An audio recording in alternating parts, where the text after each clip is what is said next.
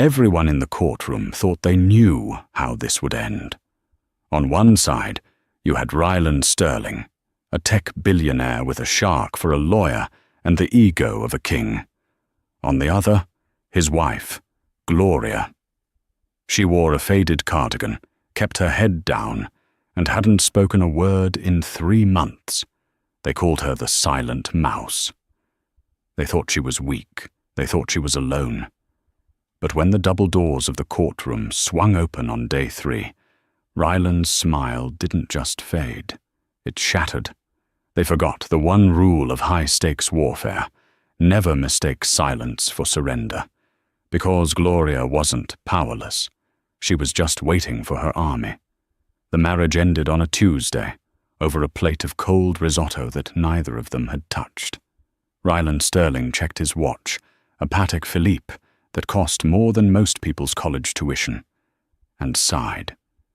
It was a sigh of performative exhaustion, the kind he reserved for board meetings when he wanted to signal that someone was wasting his valuable time.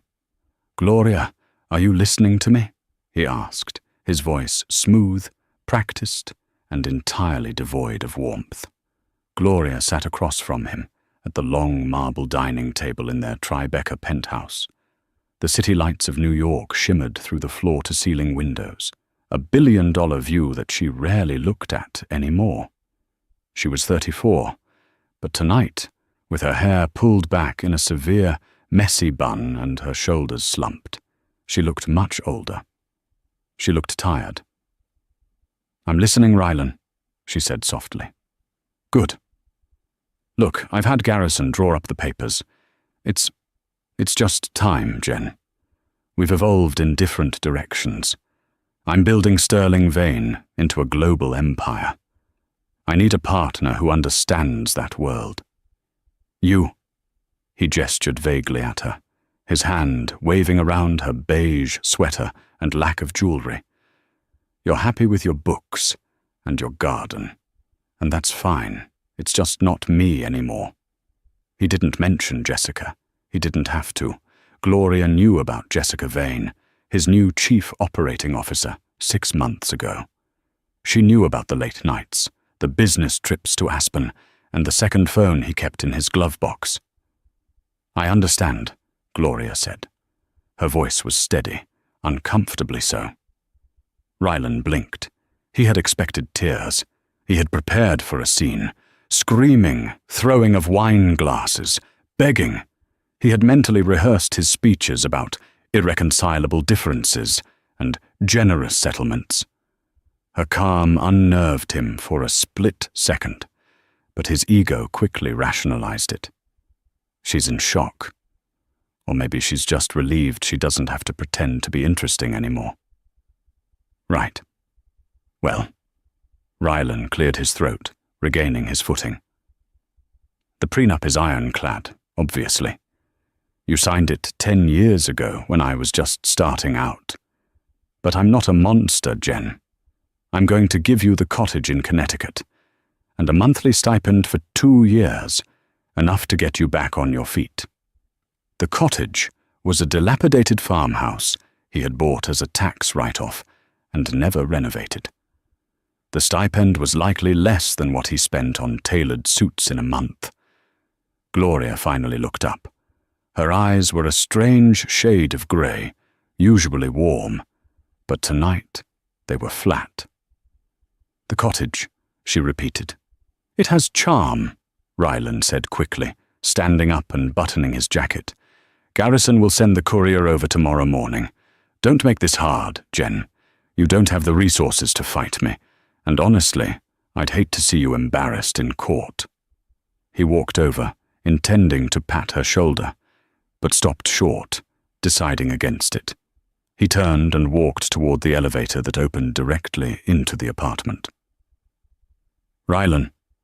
He paused, his hand on the elevator button. "Yes?" "Will you be staying here tonight?" "No," he said, a smirk touching his lips as he thought of the hotel suite uptown where Jessica was waiting with champagne. "I think it's best we start the separation immediately. Goodbye, Gloria." The doors slid shut, sealing him off from his life of 10 years. Gloria sat in the silence of the penthouse. The air conditioning hummed. She looked down at her hands. They were trembling, but not from sadness. She stood up, walked over to the sideboard, and picked up her phone. An old model, cracked screen. One Rylan had told her to upgrade 12 times. She dialed a number from memory. It was a number she hadn't called in 7 years. It rang once, twice. Then, a click. A voice, deep and gravelly, like stones grinding together, answered. It wasn't a greeting. It was a confirmation. Gloria. "Hello, Uncle Alistair," she whispered. "Is it time?" the voice asked. There was no surprise, only a dormant readiness waking up. Gloria looked at the empty chair where her husband had just reduced her life to a tax write-off and a cottage. "Yes," she said. "He served me. It's time to come home." 3 weeks later, the atmosphere in the conference room of Ford, Black & Associates, smelled of expensive leather and intimidation. Garrison Ford, Rylan's lawyer, was a legend in New York divorce circles. He was a man who didn't just win cases, he annihilated the opposition. He was known as the Butcher of Broadway. He sat at the head of the table, flanked by 2 junior associates who looked like hungry Dobermans. Rylan sat to his right, checking emails on his phone, looking bored. On the other side of the table sat Gloria. Beside her was her legal representation, Mr. Arthur Pumble. Rylan had to bite the inside of his cheek to keep from laughing when they walked in. Mr. Pumble was a short, rotund man with a mustard stain on his tie and a briefcase that looked like it had survived a war, badly. He was sweating profusely and fumbling with a stack of disorganized papers. "Ms. Sterling," Garrison Ford started, his voice dripping with condescension. "Mr.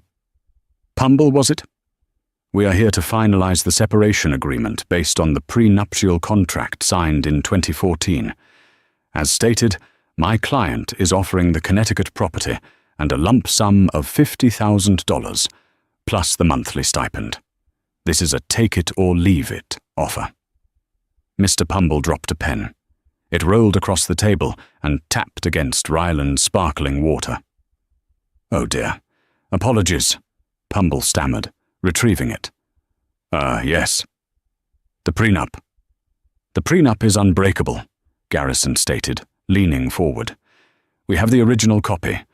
Gloria Kensington, as she was known then, waived her rights to any equity in Sterling Ventures, any future IP, and any real estate acquired during the marriage." Yes, I see that here," Pumble muttered, squinting at a paper. "But, there is the matter of contribution," Rylan scoffed loud enough to echo. "Contribution?" "She didn't work, Pumble. She gardened. She read novels. I built a $400 million company. She contributed carbon dioxide to the rooms I paid for." Gloria didn't flinch. She stared at a spot on the wall, her face a mask of docility. "Rylan, please," Garrison said, holding up a hand. "Let's keep this civil. Mr. Pumble, your client has no leverage.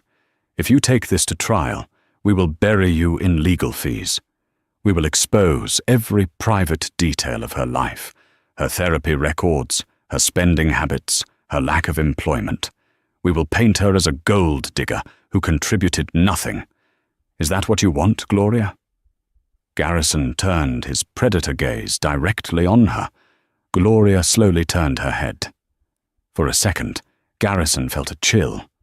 It was something in her eyes, a cold detachment that didn't match the terrified housewife narrative Rylan had sold him. "I want what is fair," Gloria said softly. "Fair is a fairy tale," Rylan snapped. "This is business. 50 grand and the shack. Sign the papers, Jen. Don't be stupid." Mr. Pumble cleared his throat, wiping sweat from his forehead with a handkerchief. "Actually, My client declines the offer. The room went silent. Rylan laughed, a harsh barking sound. She declines? Garrison raised an eyebrow. On what grounds? On the grounds that the prenup is, well, incomplete, Pumble said, his voice shaking slightly. And we would like to proceed to discovery. We want a full audit of Sterling Vane Capital's offshore holdings, specifically the accounts in the Caymans and the shell corporation, Blue Heron LLC. The color drained from Ryland's face so fast it looked like a magic trick. Garrison Ford froze. He turned slowly to his client. He knew about the Caymans. Vaguely. But Blue Heron? That was a black box even he wasn't fully privy to. What is this nonsense?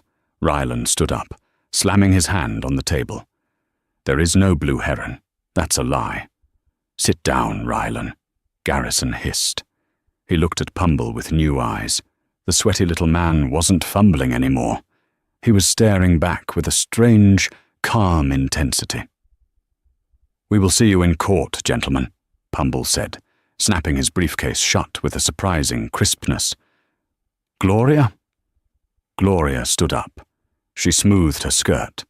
She looked at Rylan, who was still standing, pale and vibrating with rage. You should have eaten the risotto, Rylan, she said enigmatically. As they walked out of the glass-walled office, Rylan turned to Garrison. How the hell does she know about Blue Heron? I never wrote that down. Never. Garrison was rapidly typing on his laptop. I don't know. But if she knows that, we have a problem. Who is her family, Rylan? You said she was a nobody from Ohio. She is, Rylan yelled, pacing the room. Her parents were nobodies. They died when she was 20. She has no one. Garrison Ford looked at the retreating figure of Gloria through the glass. You better hope so, he muttered, because nobodies don't ask for specific Cayman shell companies by name. The weeks leading up to the trial were a nightmare for Rylan, though he refused to admit it. He was used to control. He controlled the market. He controlled his employees. He controlled the narrative. But he couldn't control the leaks. It started small. A contract with a major defense contractor was suddenly put under review. A loan application for his new penthouse expansion was denied by a bank he had done business with for a decade. The reason given was vague. Compliance issues. Then came the surveillance. Rylan was paranoid by nature, but this was different. He felt eyes on him. One evening, leaving Jessica's apartment on the Upper East Side, he saw a black sedan parked across the street. No plates, tinted windows. As he stared, the car simply pulled away, disappearing into traffic. You're imagining things, babe, Jessica said, pouring him a scotch. She was younger than Gloria, sharper, with a hunger for status that matched his own. She's playing mind games. That fat lawyer of hers probably hired a cheap PI to rattle you. It's not just that, Rylan muttered, pacing the room. Garrison can't find anything on Pumble. The guy doesn't exist. No website, no LinkedIn. His office address is a P.O. box in Queens. It's like he's a ghost. So? He's a bottom feeder. We're going to crush them. But the crushing didn't happen. Every motion Garrison filed to block the financial audit was met with a counter-motion that was technically perfect. The legal briefs from Gloria's side weren't written by a messy strip mall lawyer. They were masterpieces of corporate law, citing precedents from the 1950s that no one remembered. Rylan cornered Gloria once, 2 days before the trial.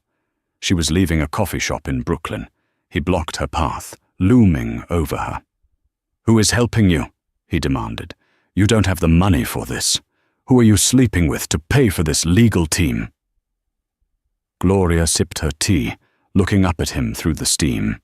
She wore a wool coat that looked expensive, far more expensive than the stipend he was providing would allow. I'm not the one sleeping my way through the conflict, Rylan, she said calmly. He grabbed her arm. drop the audit, or I swear to God I will ruin you. I will make sure you never work in this country. I'll sue you for defamation. A hand, heavy and hard as iron, clamped onto Ryland's wrist. Ryland gasped, the pressure immense. He looked around. A man had stepped out from behind a newsstand. He was elderly, perhaps in his late 60s, but he was built like a dock worker, wearing a tweed flat cap and a raincoat. His face was a map of scars. "The lady," the man said in a thick, unrecognizable accent, "is not for touching." Ryland tried to yank his arm back, but he couldn't. The old man's grip was absolute. "Let go of me! I'll call the police!" Ryland shrieked. "Let him go, Yuri," Gloria said softly. The man, Yuri, released him instantly. Ryland stumbled back, rubbing his wrist. It was already bruising. "Who the hell is that?" Ryland yelled, backing away. "Just a family friend," Gloria said. She stepped into a waiting car, a vintage Rolls-Royce Silver Cloud that had pulled up silently to the curb. Yuri opened the door for her. As the car pulled away, Ryland stood on the sidewalk, shaking. He pulled out his phone and called Garrison. "Garrison, I want security at the courthouse, armed private security, and find out who the hell Yuri is." "Ryland, calm down. It's almost over. Trial starts Monday. Judge Adler is presiding. She's a hard ass, hates emotional theatrics. She'll look at the prenup, laugh at Pumble, and it'll be done by lunch." "I hope so," Ryland whispered, watching the Rolls-Royce turn the corner. "I really hope so." Courtroom 402 was cold, sterile, and smelled faintly of floor wax and despair. Ryland sat at the defense table, his bespoke Italian suit gleaming under the fluorescent lights. He looked the part of the aggrieved billionaire, stoic, successful, and impatient. Garrison Ford sat beside him, arranging his files with surgical precision. On the other side, Gloria sat next to Mr. Pumble. Pumble was currently trying to get ink off his thumb with a wet wipe. "All rise," the bailiff droned. Judge Martha Adler swept in. She was a woman in her 60s with eyes like flint. She was known for two things, her intellect and her absolute hatred for time-wasters. "Be seated," she said, opening the file. "Docket 7742, Sterling v. Sterling. We are here to determine the validity of the prenuptial agreement and finalize the division of assets. Mr. Ford, you may begin." Garrison Ford stood up. He didn't walk, he glided. "Your Honor," Ford began, his voice a rich baritone that filled the room. "This case is simple. Simple, sad, and unfortunately, common. My client, Mr. Sterling, built a business empire through tireless work. His wife, the defendant, signed a clear, binding prenuptial agreement 10 years ago. Now, sensing a payday, she claims she is entitled to equity she did not earn, in a company she did not build." Ford turned to look at Gloria. "We have heard rumors of hidden assets and shell companies. These are fantasies, Your Honor. Desperate hallucinations from a woman who is angry that her free ride is ending. We ask that the court enforce the prenup, award Ms. Sterling the agreed-upon settlement, and dismiss these frivolous accusations of fraud." Judge Adler nodded, making a note. "Mr. Pumble?" Arthur Pumble stood up. His tie was crooked. He dropped a piece of paper, bent to pick it up, and bumped his head on the table. Ryland snorted. Even the court reporter cracked a smile. "Your Honor," Pumble said, adjusting his glasses, "we do not contest the existence of the prenup." Ryland leaned over to Garrison. "See? He's folding." "However," Pumble continued, his voice suddenly losing its nervous tremor, "a contract is void if one party enters into it under fraudulent pretenses. Or more specifically, if one party continues to operate fraudulently during the marriage to hide marital assets. "Objection!" Garrison barked. "There is no proof of fraud." "I have the proof here," Pumble said. He lifted a thick leather-bound binder from his briefcase.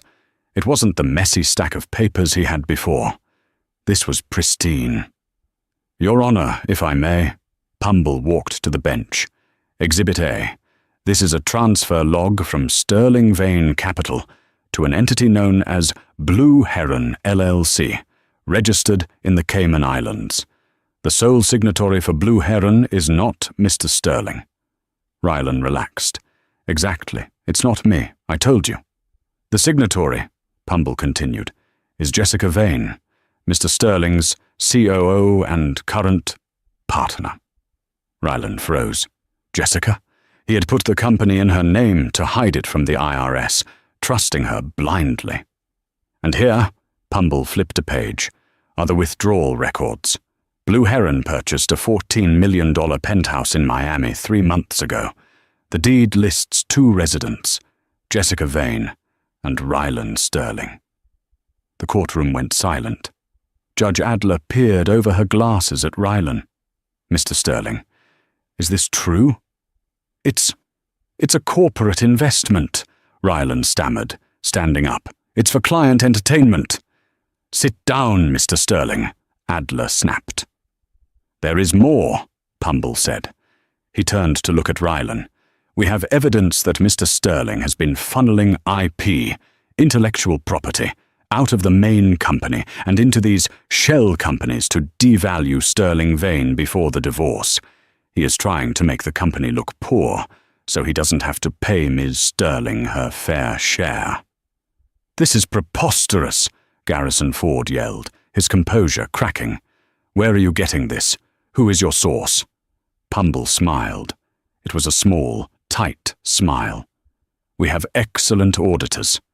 "Your Honor, I move for a recess," Garrison shouted. "We need time to review these fabricated documents." "Denied," Judge Adler said calmly.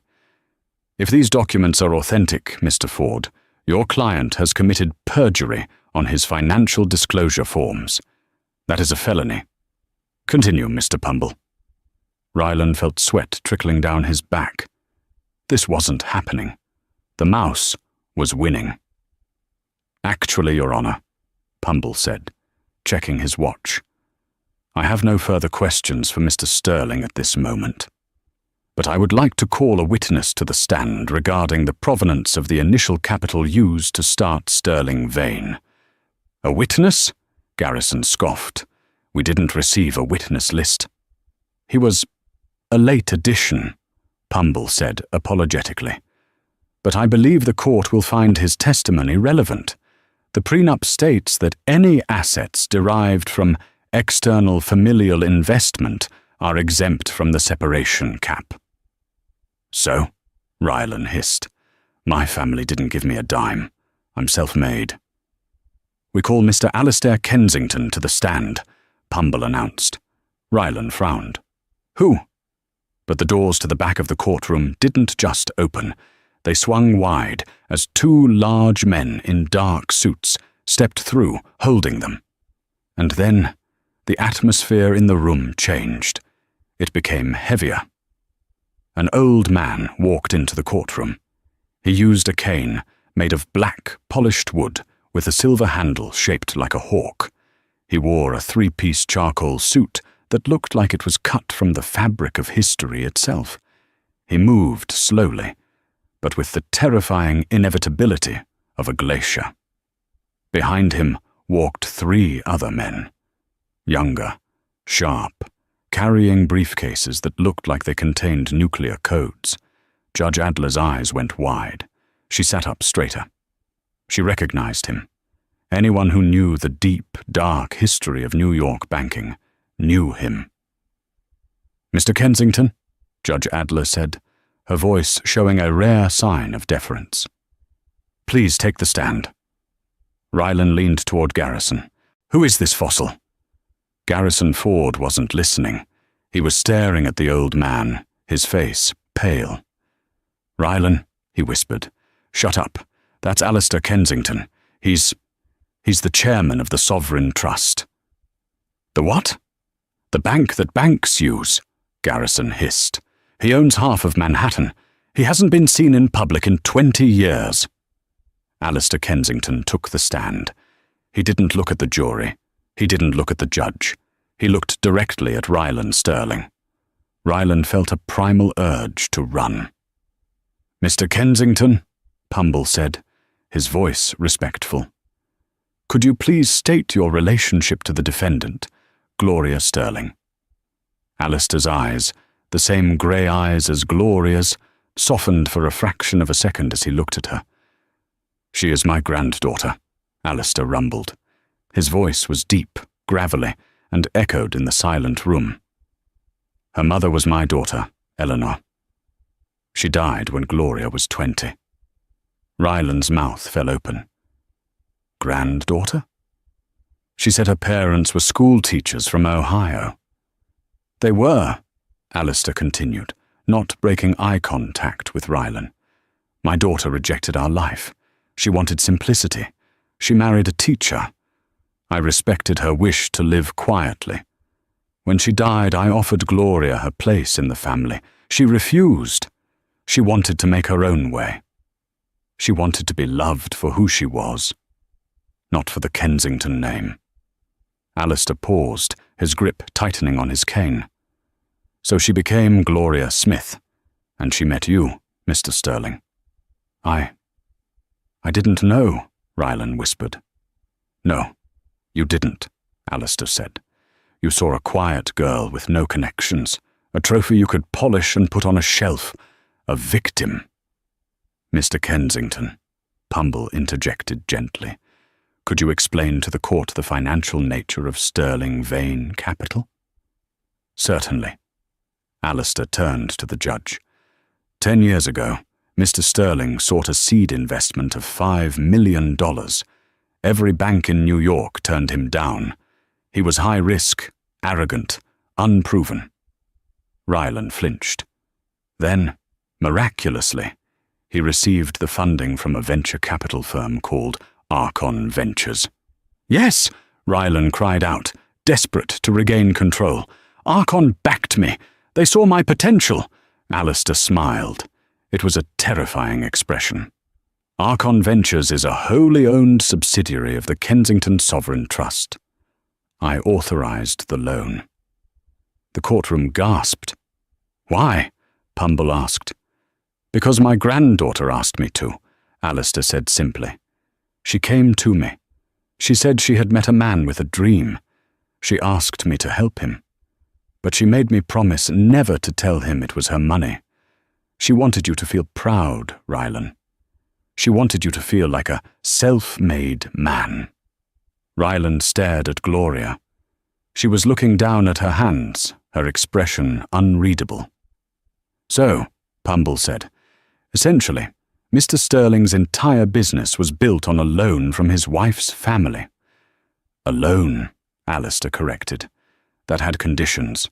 The contract with Archon Ventures stipulates that if the principal operator, Mr. Sterling, engages in acts of moral turpitude, fraud, or infidelity that endangers the company's reputation, the loan is callable immediately. With interest. And Alistair reached into his pocket and pulled out a folded document. It also activates a clause converting the debt into equity. If he defaults or breaches the moral clause, ownership of Sterling Vane reverts to Archon Ventures.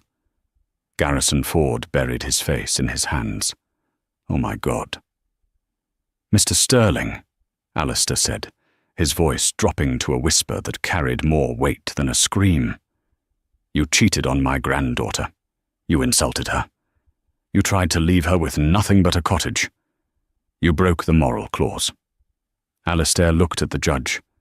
"Your Honor, Archon Ventures is hereby calling the loan.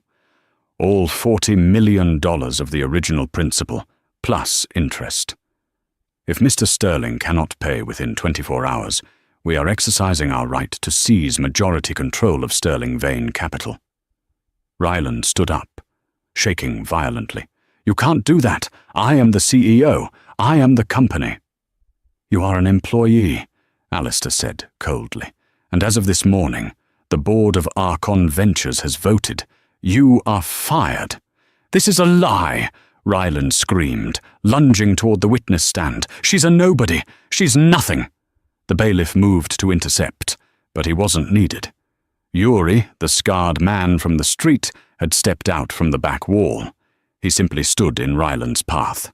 Ryland slammed into him and bounced off like a bird hitting a window. "Order! Order!" Judge Adler banged her gavel.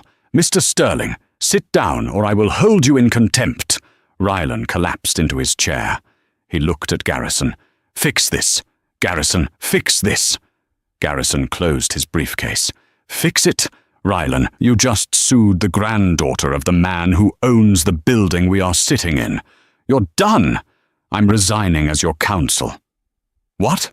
"I'm not going down with you," Garrison said, standing up.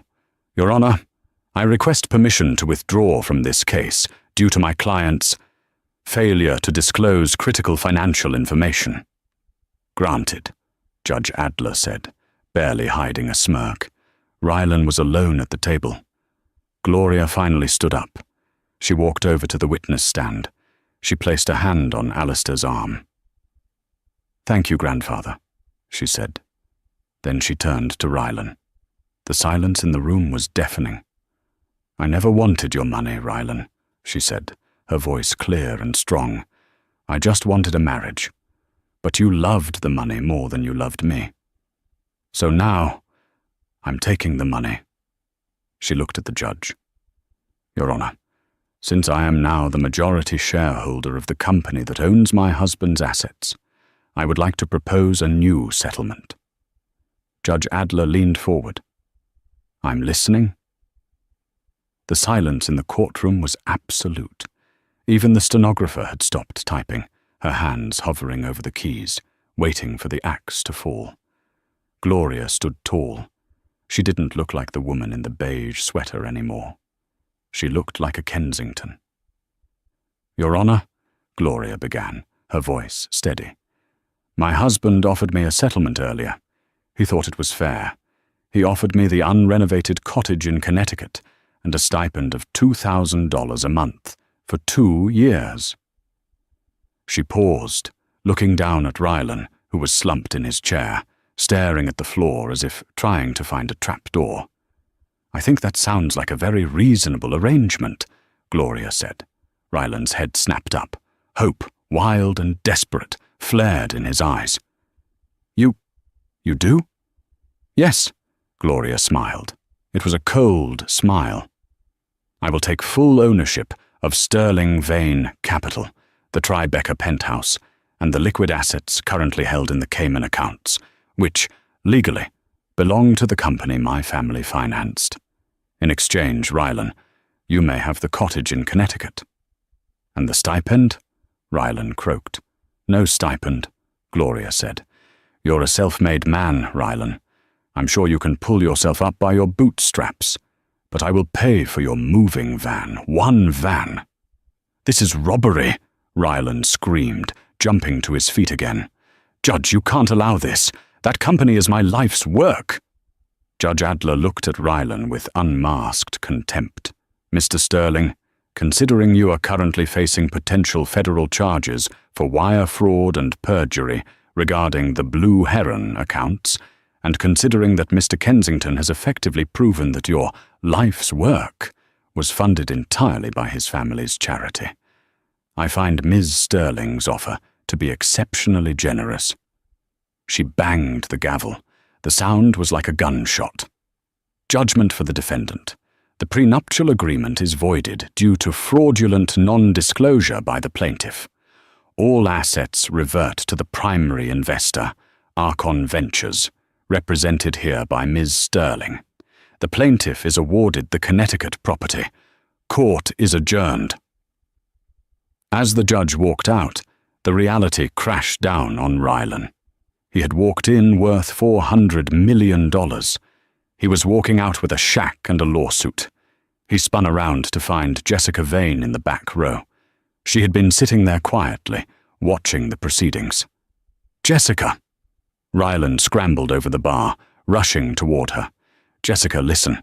We still have the offshore accounts you set up, right? The ones not under Blue Heron. We can go to Brazil. We can start over." Jessica Vane stood up. She smoothed her pencil skirt. She looked at Rylan with the same expression one might use when stepping in gum. "Rylan," she said, her voice icy. "I resigned this morning." "What?"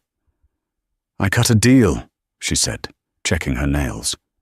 "Mr. Pumble contacted me 3 days ago. He offered me immunity from the fraud investigation if I turned over all the records of your embezzlement. I gave them everything. The text messages, the emails, the second set of books." Rylan felt the room spin. You betrayed me. After everything I gave you?" "You gave me a leased apartment and a fake title," Jessica sneered. "Gloria gave me a severance package worth $2 million and a letter of recommendation for a firm in London. I'm taking the flight tonight. Goodbye, Rylan." She walked past him, her heels clicking on the marble floor. Rylan stood alone in the aisle. He turned back to the defense table. Garrison Ford was gone. The room was emptying. Only one group remained. Alistair Kensington stood near the exit, leaning on his cane. Gloria was beside him. Yuri stood behind them, a silent sentinel. Rylan walked towards them. He looked small. He looked broken. "Jen," he whispered. "Please, I'm your husband. We had good years. Doesn't that mean anything?" Gloria looked at him. She didn't look angry anymore. She just looked disappointed. "We did have good years, Rylan," she said softly. "I loved you. I really did. I thought you were different from the people in my grandfather's world. I thought you were real." She stepped closer, close enough that he could smell her perfume, a scent of lavender and rain that he used to say was too plain. "But you weren't real," she said. "You were just a poor man pretending to be a rich man. And the saddest part is, if you had just been honest, if you had just come to me and said you were struggling or that you were unhappy, I would have given you the world. I would have given you the Kensington Empire." She pulled a set of keys from her pocket. Old rusted keys. "Here." She pressed them into his hand. "The cottage keys. The roof leaks in the kitchen. You should fix that before winter." "Gloria." Tears streamed down his face. "I have nothing." "You have your freedom," she said, turning away. "Use it better this time." She took her grandfather's arm.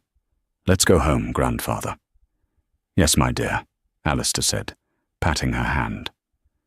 As they walked out, the old man paused and looked back at Rylan one last time. "By the way, Mr. Sterling, the cottage, it has no internet. I thought you might appreciate the disconnection. Good day." The heavy oak doors swung shut, leaving Rylan Sterling alone in the silence of his own making. The first month after the trial, Rylan Sterling lived on rage. It was a fuel that burned hot and fast, blinding him to the reality of his situation. He spent his days in the Connecticut cottage, a drafty, rotting farmhouse that smelled of mildew and abandonment, calling every contact in his phone. He called the hedge fund managers he had drank scotch with in Aspen. He called the tech CEOs he had sat next to at charity galas. He even called the politicians whose campaigns he had donated to. The result was always the same. "Rylan, look, it's a bad time," a former golfing buddy said, his voice tight. "The Kensington family, they have a long memory. If I'm seen doing business with you, my credit lines at Sovereign Trust dry up by noon. You understand, right?" "I understand," Rylan would snap, slamming the phone down. He didn't understand. He refused to believe that his value as a human being was tied entirely to the money in his bank account. He was Rylan Sterling. He was a visionary. But by the third month, the rage began to fade, replaced by a cold, creeping panic. The cottage was uninhabitable. The roof leaked in 3 places. When winter set in, the heating system, an ancient oil furnace, sputtered and died. Rylan, wrapped in his Italian cashmere coats, which now looked out of place and ridiculous, tried to fix it himself. He didn't know how. He ended up breaking a valve, flooding the basement with freezing water. Then came the fire. It happened on a Tuesday in February. A space heater, purchased at a discount store, shorted out near a stack of old newspapers. Rylan was at the grocery store, counting coins to buy pasta, when he heard the sirens. By the time he returned, the estate he had fought so hard to keep was a smouldering skeleton of black timber against the grey sky. He stood in the snow, watching the firefighters hose down the ash. The fire chief approached him, shaking his head. "You have insurance, right, buddy?" Rylan didn't answer. He had let the policy lapse 2 weeks prior. He couldn't afford the premium. He had nothing. No home, no car. He had sold the Mercedes to pay his legal fees. No wife. No future. He took a bus back to the city. The only place he could afford was a basement studio in Queens, sharing a bathroom with 3 other tenants. The walls were thin, and the ceiling was so low he couldn't stand up straight in the shower. He applied for jobs. CFO positions first, then VP roles, then mid-level management. The interviews were humiliations.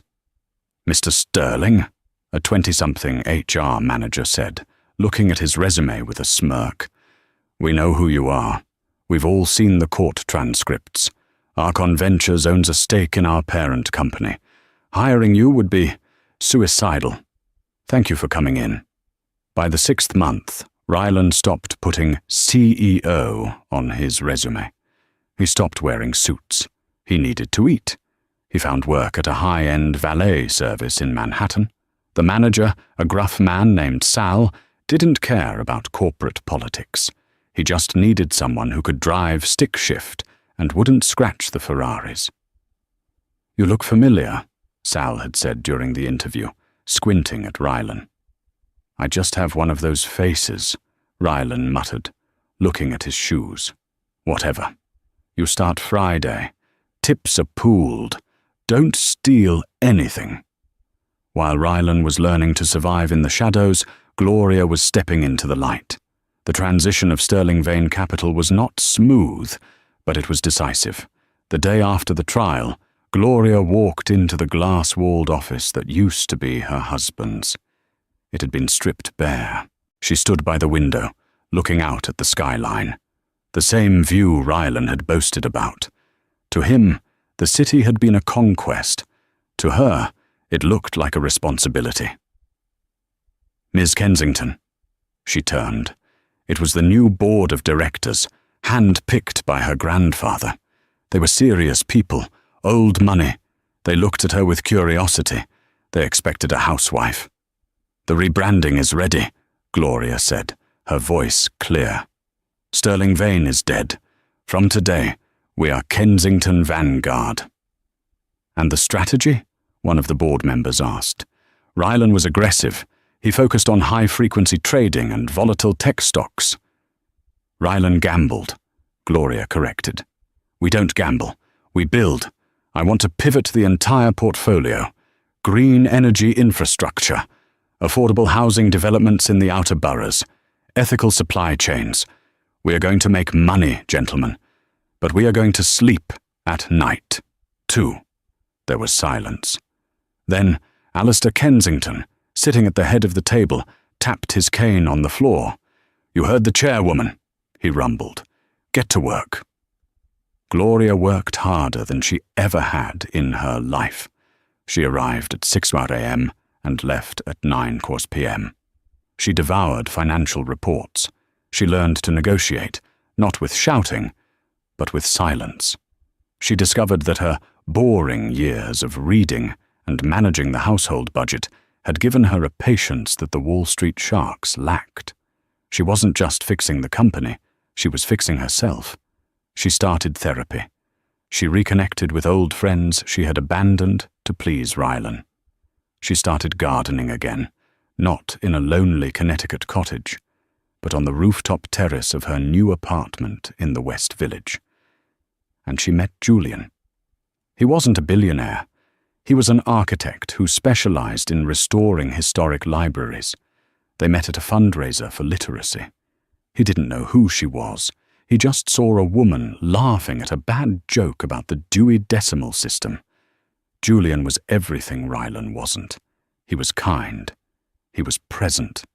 When she talked, he didn't check his watch. When she was silent, he didn't ask her to perform. One evening, a year after the divorce, Julian surprised her. "I made a reservation," he said, adjusting his glasses. "It's hard to get in, but I pulled a few strings. Le Coucou." Gloria froze. Le Coucou was one of Rylan's favorite haunts.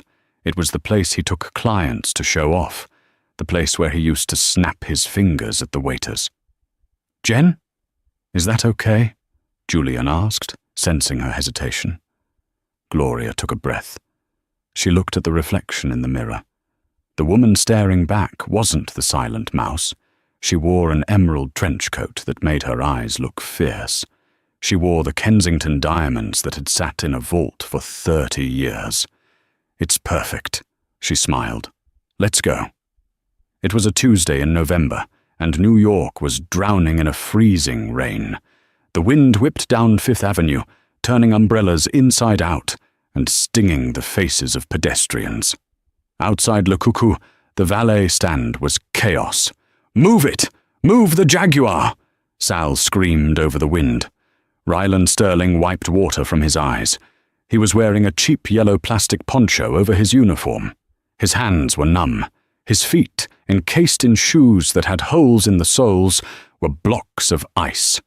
He ran to a silver Jaguar, hopped in, and peeled away toward the garage. He parked it, grabbed the ticket, and ran back to the curb. His back ached. He was 46 years old, but he felt 80.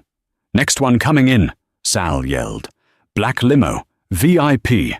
Look sharp, Sterling. Don't embarrass me." A sleek black limousine pulled up to the curb. It was silent, ominous, and expensive. The back window was tinted so dark it acted like a mirror. Rylan approached the car. He took a deep breath, composing his face into the mask of servitude he had perfected over the last 6 months. "Keep your head down, open the door, take the ticket, don't make eye contact." He reached for the handle. The metal was cold. He pulled the heavy door open. "Good evening. Welcome to Le Coucou," Rylan recited, the words mechanical. A man stepped out first. Julian. He was holding a large black umbrella. He popped it open instantly, shielding the open door. "Careful, darling," Julian said, reaching a hand back into the car. "Puddle right there." A hand reached out to take Julian's. Rylan stared at the hand. He knew that hand. He knew the shape of the fingers. He knew the way the wrist turned. Gloria stepped out of the car. Time didn't stop. It shattered. The sounds of the city, the honking taxis, the shouting doormen, the wind dropped away into a dull roar. All Rylan could hear was the pounding of his own heart. She looked magnificent. Gone was the beige sweater. Gone was the slumped posture. She stood tall, wrapped in emerald wool. Her hair was styled in sleek waves. She looked powerful. She looked happy. She was laughing at something Julian had said, a genuine, throaty laugh that Rylan hadn't heard in 5 years. Then she turned. Her eyes swept over the valet stand, over the wet pavement, and landed on the man holding her door. Her laughter stopped. Rylan wanted to run. He wanted to dissolve into the pavement. He wanted to scream. The shame was a physical blow, punching the air out of his lungs. Here he was, the man who had called her a tax write-off, now standing in a plastic poncho, waiting for a tip. He couldn't move. He was paralyzed by the ghost of his own arrogance. "Gloria," he breathed. The name was a prayer and a curse. Julian looked between them, confused. "Jen, do you know him?" Gloria looked at Rylan. For a terrifying second, Rylan thought she would scream, or laugh, or mock him. He braced himself for the cruelty he knew he deserved. He expected her to tell her new partner, "This is the loser who tried to steal my money." But Gloria didn't do any of those things. She looked at his wet shoes. She looked at his shivering hands. She looked at the hollows under his eyes where the arrogance used to be. Her expression softened. It wasn't forgiveness. It was something far worse for Rylan's ego. It was pity. "Hello, Rylan," she said. Her voice was calm, devoid of any bitterness. It was the voice of a stranger. Rylan tried to speak. He wanted to say, "I'm sorry." He wanted to say, "I miss you." He wanted to say, "I was a fool." His voice cracked. "I work here now." It was a stupid thing to say. Obvious. Pathetic. Gloria nodded slowly. "I see." She didn't ask how he was. She didn't ask about the cottage. She didn't ask why he was there. Because she didn't need to know. He was no longer a chapter in her book. He was a footnote she had already read. "Jen, we're going to be late," Julian said gently, though he was looking at Rylan with a dawning realization. "Yes," Gloria said. She turned back to Rylan. She opened her purse, a designer bag that probably cost more than Rylan's annual salary at the valet stand. She didn't look for change. She didn't look for a 20. She pulled out a crisp $100 bill. Rylan stared at it. "Gloria." "No," he whispered, his face burning. "I can't." "Take it," she said. It wasn't a command. It was a kindness. "It's a cold night, Rylan. Get yourself a warm meal." She pressed the bill into his freezing, wet palm. Her fingers brushed his for a millisecond. Warm, soft, alive. Then she pulled away. "And keep the umbrella," she added, nodding to the spare one Julian was holding. "But goodbye, Rylan." She turned away. She took Julian's arm, and they walked toward the golden glow of the restaurant entrance. The doorman swept the heavy doors open, releasing a burst of warm air, the smell of truffles and expensive wine, and the sound of jazz. Rylan stood alone on the sidewalk. He watched the doors close, sealing her into the world he used to rule, and locking him out in the cold. "Hey, buddy!" Sal's voice cut through the fog. "Are you parking the car or what? I got 3 Bentleys backed up here." Rylan startled. He looked down at the $100 bill in his hand. Ben Franklin stared back at him, indifferent. He shoved the money into his pocket. He wiped the rain from his face, mixing with the hot tears he refused to let fall. "I'm going," Rylan yelled back. "I'm going." He climbed into the driver's seat of the limousine. The leather was soft. The heater was running. For a moment, he closed his eyes and breathed in the scent of the car, cedar and leather. It smelled like his old life. But when he looked in the rearview mirror, he didn't see a CEO. He saw a man in a yellow poncho, a man who had traded a diamond for a stone and realized it too late. He put the car in gear and drove down the ramp into the underground garage, descending deeper into the dark, while above him, in the light, Gloria Kensington laughed, toasted to the future, and never looked back. Rylan Sterling spent his life chasing gold, never realizing he was holding a diamond. He mistook Gloria's silence for weakness and her kindness for stupidity. But in the end, he learned the hardest lesson of all. The quietest people often have the loudest minds and the most powerful friends. Gloria didn't destroy Rylan because she hated him. She destroyed the version of him that thought he was better than everyone else. She proved that true class isn't about the watch on your wrist. It's about the loyalty in your heart. Rylan ended up with exactly what he started with, nothing. And Gloria? She found something she had lost a long time ago herself. What do you think? Did Rylan deserve a harsher punishment, or was living as a nobody the ultimate justice? And would you have forgiven him if you were Gloria? Let me know in the comments below. If you enjoyed this story of justice served cold, please smash that like button.